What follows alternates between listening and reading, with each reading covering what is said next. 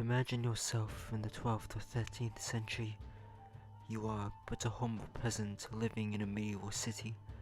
You wake up, make yourself a nice stew, and then go to work at the docks or the market or wherever your place is in the medieval world. Then, at the end of the day, you decide to spend some time with the mates at the local tavern. In this city, you can witness all sorts of commotion, from the horses stepping on the muddy grounds to men brawling it out in a brutal fistfight. Medieval towns were a sight to see, though they are far from the cities fairy tales and fantasy stories tend to describe them. The reality of medieval life within the city was more grimy if anything. The days were always hectic and vibrant hubs of activity, filled with a variety of people from political leaders to traders, craftsmen and innkeepers.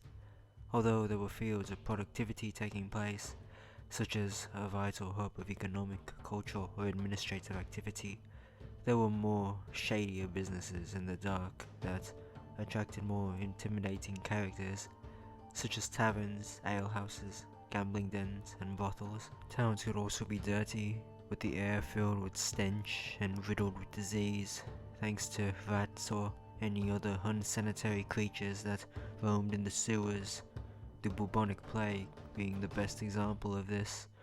In the 1190s, the monk Richard of Devizes said, "Whatever evil or malicious thing that can be found in any part of the world, you can find it in that one city."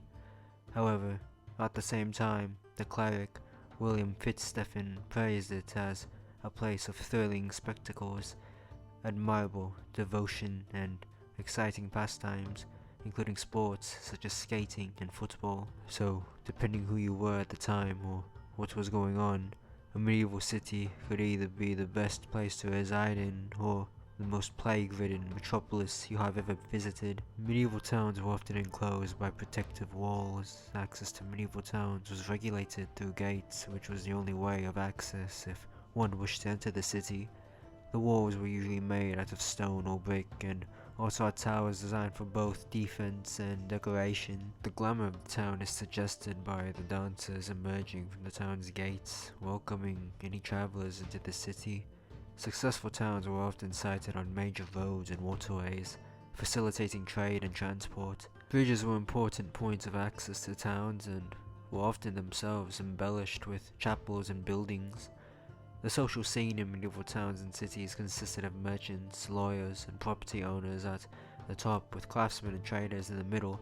Below them were the common peasants. Towns also included the typical mixture of residential and commercial properties, such as workshops on the ground floor with family residents upstairs. Houses in medieval towns also reflected the rank of those living in them.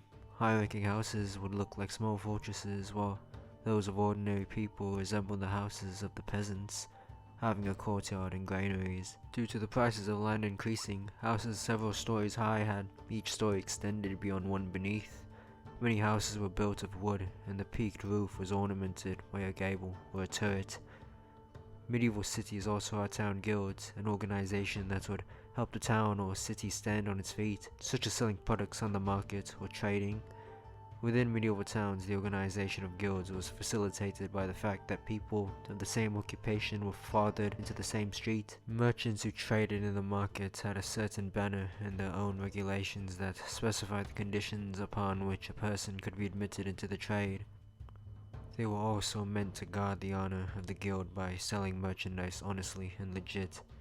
Town law and government varied from town to town. Some could be self-governing and others could have a court that ran things. As a result, each town had their own customs, their own set of penalties for offences, particular methods of court procedure, and local legislation and ordinances. The most important feature a medieval town or city had was none other than the church or any religious house people would go in to worship.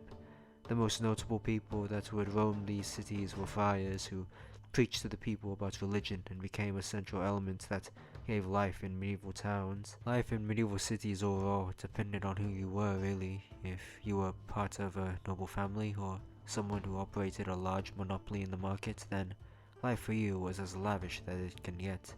Or maybe you were a dockhand, merchant or innkeeper that had to work extra hard during the day, so life was possibly tough for you, and hopefully you weren't to be a peasant who was most likely on the streets begging for coin as disease of rats infected you, because that would definitely suck. But due to this social structure, medieval life in the city was very versatile. Thank you for watching this video and supporting my love for history, and I'll see you in part 2, where I'll be discussing how medieval cities punished criminals and their forms of entertainment.